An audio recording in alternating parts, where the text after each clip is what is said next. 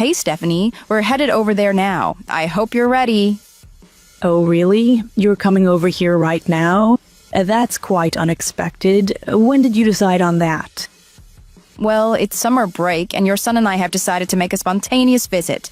We'll be staying with you for a few nights. Duh. Hold on a second. Is this Harriet? I'm a little surprised by this sudden visit, I must say. This really is out of the blue. Who else would it be? Does your son have another wife besides me? It's me, Harriet, your daughter-in-law. Listen, we'll be arriving around dinner time, so you had better have a delicious homecoming meal prepared for us. We will undoubtedly be famished. Got it?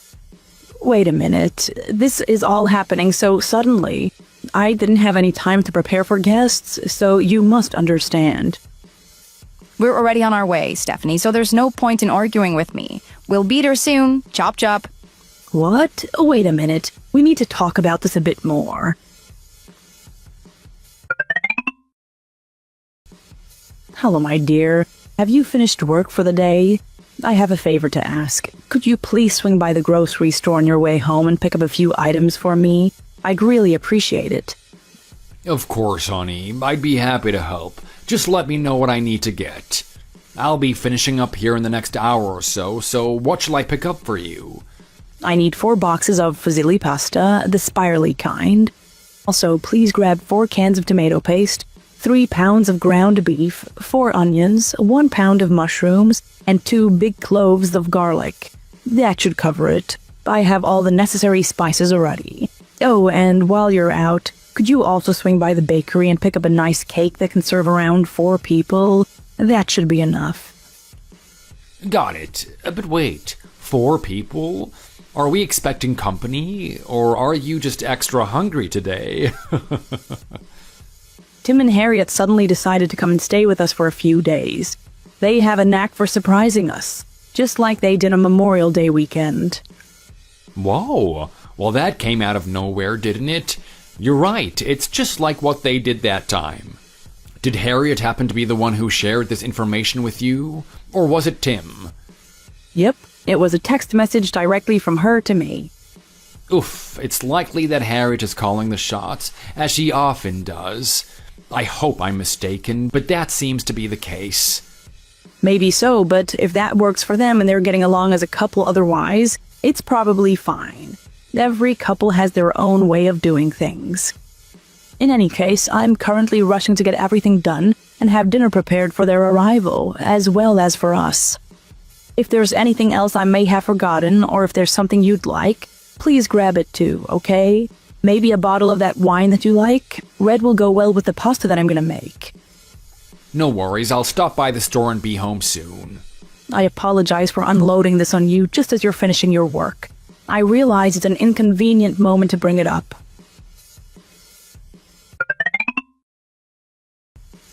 Steph, we're about 10 minutes away now. We came in our brand new car. Where should we park?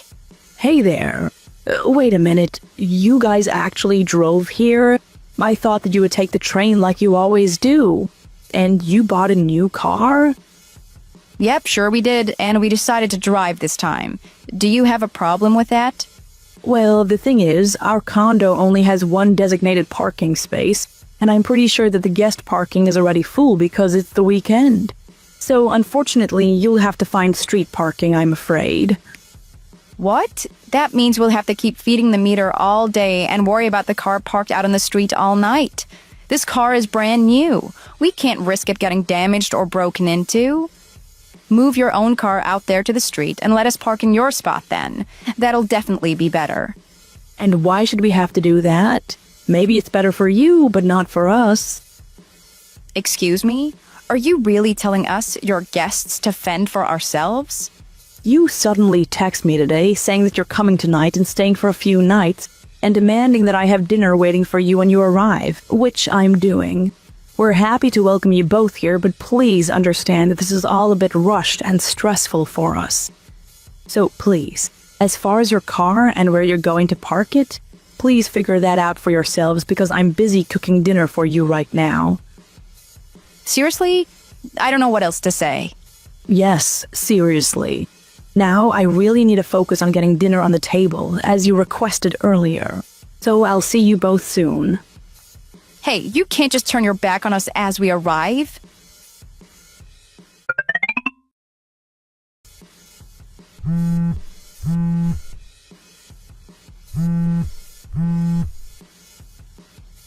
Harriet, what in the world are you thinking? Are you insane? This is totally unacceptable. How could you do that after all the hard work I did? Why on earth did you throw away the dinner that I painstakingly cooked? What an absolute waste of good food. Listen, Stephanie, I think we need to talk because we're clearly not on the same page here. I don't know why you thought we wanted some mediocre pasta meal that you desperately threw together. Is that what I told you to do? No, I told you to have a dinner fit for a homecoming waiting for us. And this meager fare is definitely not that. Are we clear now?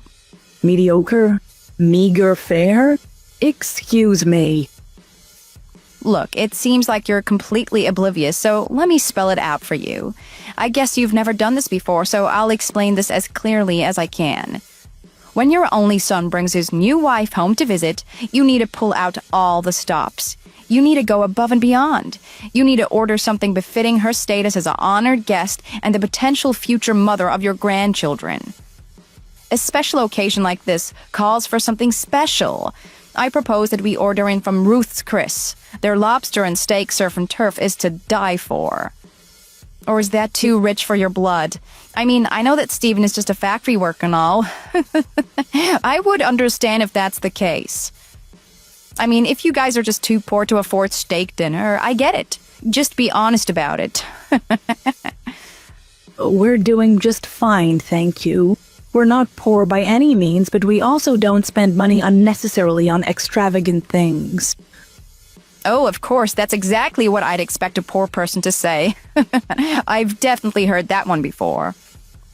But listen, it's not every day that your beloved son brings his beloved wife home to grace you with her presence. So just put a little effort into this, okay? Honestly, isn't it embarrassing not to be able to receive a guest properly? You really should take some pride in doing it and put your best foot forward. The way I figure it, all you have to do is cut out a meal or two every day for a few days, and you'll easily be able to afford to treat us to Ruth's Chris. After all, you oldsters don't need to be eating 3 meals a day anyway, right? Maybe you don't even need 2 meals a day. So go ahead, call them and order for delivery. I'll go over there and pick it up. I already know the address because I intended to go there while we were here. And this $200 that I see on the kitchen counter should cover the bill and tip nicely. What? Oh, wait a minute, you can't just take that money. That's our grocery money for the rest of the month. Oh, don't worry. Rest assured, it's being utilized for a worthwhile purpose. This is a special occasion after all. Harriet, you can't. Come back here.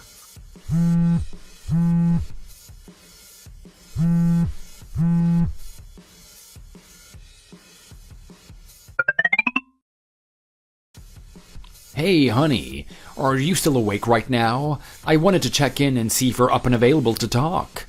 Yeah, I'm awake. What's going on? Is something the matter? Is Timothy okay?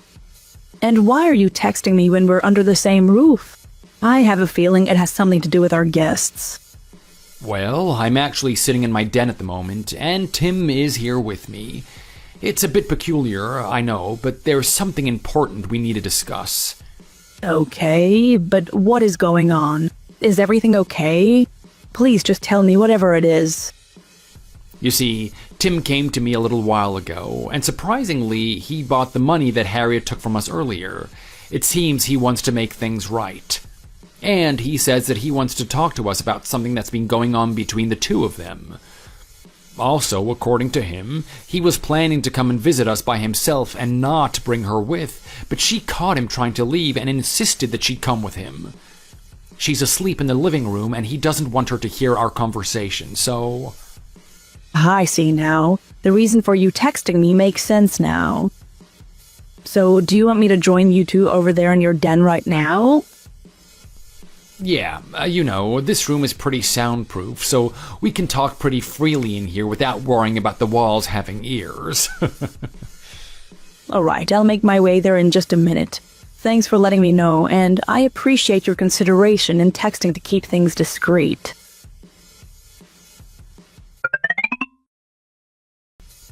Stephanie, why on earth is the shower in such an incredibly and unbelievably filthy condition? I mean, yuck. Harriet, what in the world are you complaining about first thing in the morning? I'm complaining because I need to take my morning shower. I make it an absolute routine to shower without fail every single morning. Oh, is that so? And how am I supposed to be aware of such a minute detail about your daily habits? Well, obviously, we got here last night and basically went straight to bed without getting cleaned up. So, of course, I'm gonna want to shower in the morning. Having the bathrooms cleaned and presentable for your guests is really basic common courtesy. It's like hospitality 101. Or, oh wait, is it because you can't afford to have a housekeeper come in here and clean it for you? Is that it? I totally understand and relate if that's indeed the situation. It's all good and there's no need to put on any false pretenses with me. We're family after all. No, dear, but bless your heart for thinking that. We are nowhere near poor enough to have that problem. Well, Steve works in a factory, so the only conclusion to draw is that you guys don't have much money. Now it's all starting to become clear. I now understand why you're such an unpleasant and disrespectful wench. Excuse me? It is painfully evident that your union with Tim is solely driven by your desire to exploit his financial resources. You married him with the sole intention of securing a prosperous future for yourself. Put simply, you're a gold digger. Sorry, but the shoe fits and I have to just call a spade a spade. What did you just say to me? I think you heard me. My boy Timothy is a soft-spoken and kind soul. When you met him and discovered that he was associated with a prominent company, you immediately thought that you had found your meal ticket. But then he told you that he's just a contract worker, a temp, essentially. And on top of that, you also discovered that Stephen, my husband, works in a factory himself too. So you went ahead and jumped to the mistaken conclusion that both Timothy and his parents are, shall we say, financially challenged. And your dissatisfaction with that conclusion is the reason for your contemptuous attitude and insulting treatment of our family. Isn't that right? And what if it happens to be true? Is there a problem with that? After all, I was lied to, tricked, cheated. You all misrepresented yourselves to me. Come on. The son is just a lowly temporary worker, while his father is nothing more than a factory grunt. How on earth did I get involved with this family of congenital losers? My husband, with whom you haven't spoken very much, thoroughly explained all of this to you before you entered into matrimony with my son. You were explicitly informed about Timothy's employment status and the underlying reasons for it. I was? I don't think so. No, I don't think that's correct at all. But it's much too late in the game to rehash all of that, so it's better left alone now, I'm afraid. For now, what you really need to get into that head of yours is the fact that you're completely misunderstanding what temp work is. Oh, is that so? And what am I allegedly misunderstanding then? It's very simple. There are lots of different kinds of temp workers. Some of them make very little money, to be sure. However, my Timothy has a larger purpose and a long-term plan with his temp work. He works as a temp because it gives him an opportunity to gain invaluable skills and experience by working at multiple companies, not confining himself to a single one. His aim is to broaden his horizons and enhance his professional development. And it turns out that his temporary work has allowed him to earn a substantially higher income than many of his full-time counterparts, owing to the expertise and experience he's acquired. Wow. Is that really true? And, about my husband. Yes, he does work at a factory, and he is the managing director of the factory. In other words, he's everyone's boss. He runs the entire operation and the buck stops with him.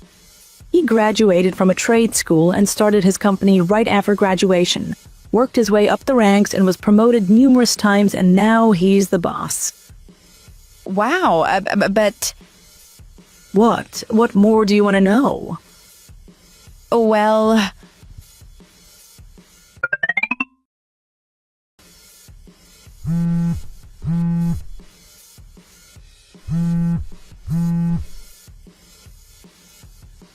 Stephen, how are you feeling on this absolutely splendid and glorious morning? Do you by any chance have any special plans scheduled for today? Harriet, what is it that you want? Why are you now wanting to have lunch with just me?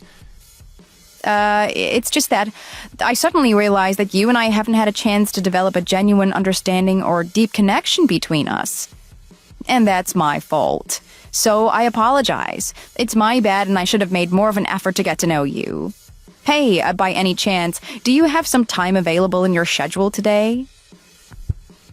How about you and I go out and have a father and daughter-in-law lunch together? We can start forging our special bond and get a new tradition started. 2 birds with 1 stone. Lunch? No, I don't think so. I've got plans to spend the day at home and enjoy a nice lunch with my family. Oh? Well, you and I are family, aren't we? I said the same thing to Stephanie.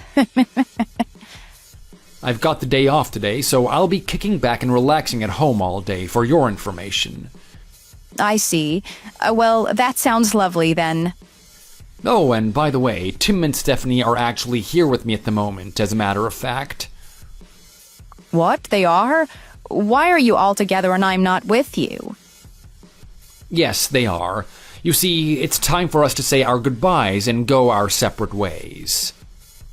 Goodbye? Why? What do you mean? Who's going somewhere? You mean that you and Stephanie are splitting up? That must be what you mean, right? Huh? You're not understanding me. I'm not sure what you're talking about, but what I was trying to tell you is... Geez, that's a rough spot that you're in, and I can totally empathize with you. Seriously, it's not an easy situation. I've been there and done that, believe me. I have to say, though, she does come off as pretty distant and difficult to connect with. Honestly, I think you would be better off without her. Don't worry. Hey, if you ever start feeling lonely, I can swing by and keep you company.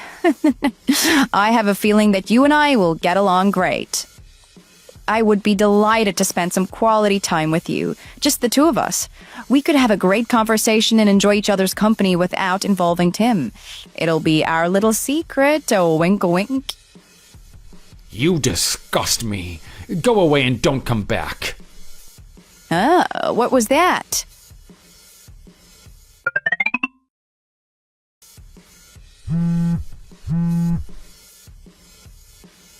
Hey, what is the big idea, huh? What is going on?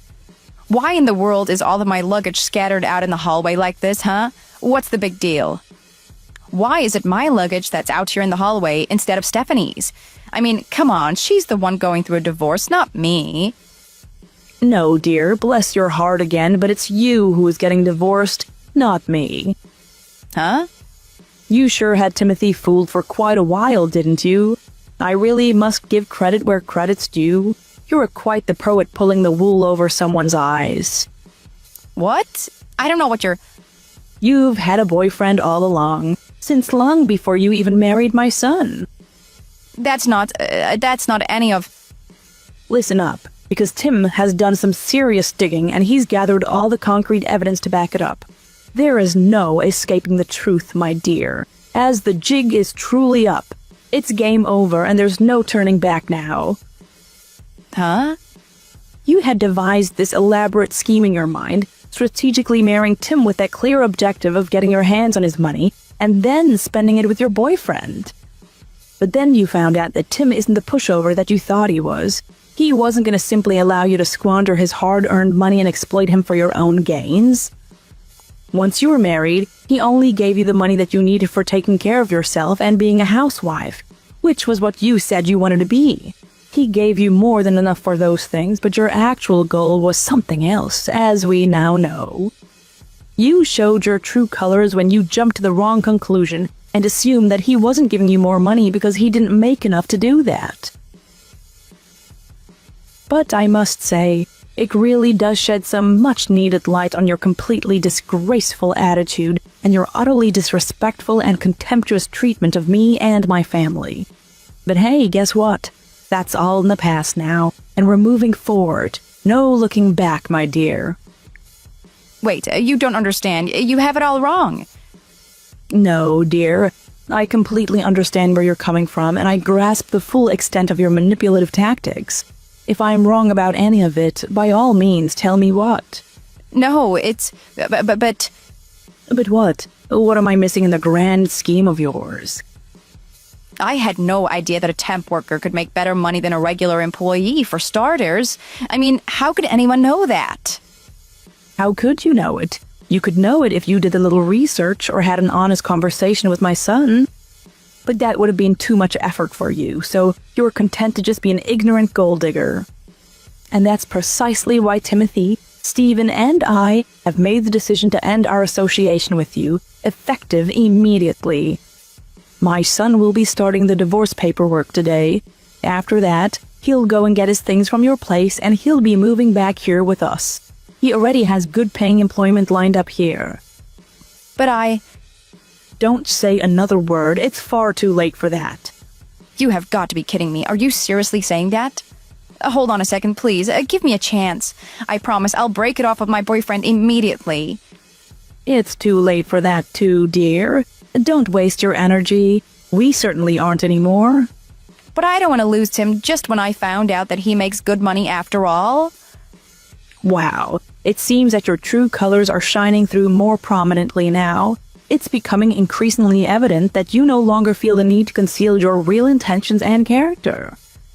Well, considering the fact that you're headed for a divorce regardless, why should it matter what I say to you now? Yeah, no. I'm not getting divorced, and I don't know how you came to believe such an idea in the first place. What? But I thought that Stephen just told me that. No, you just did what you always do, apparently. You interpreted it wrong and then made a bad assumption. At any rate, I'll be sharing screenshots of this entire chat to Timothy. It'll be good for him to see that he was right about you. And now it's time for you to go away and never darken my doorstep again. Ever. No. If there's anything else you wish to convey, you may direct your words to my son. He shall be the recipient of any further communication from you. You old hag, you can't do this to me. I won't stand for it.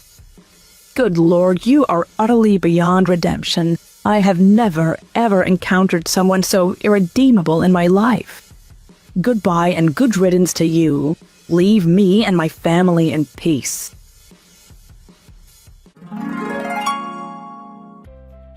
In the aftermath of those tumultuous events, my son wasted no time in making the decision to move out of the apartment that the two of them shared and stayed with a friend for a while and finally got refuse from the chaos that had enveloped his life.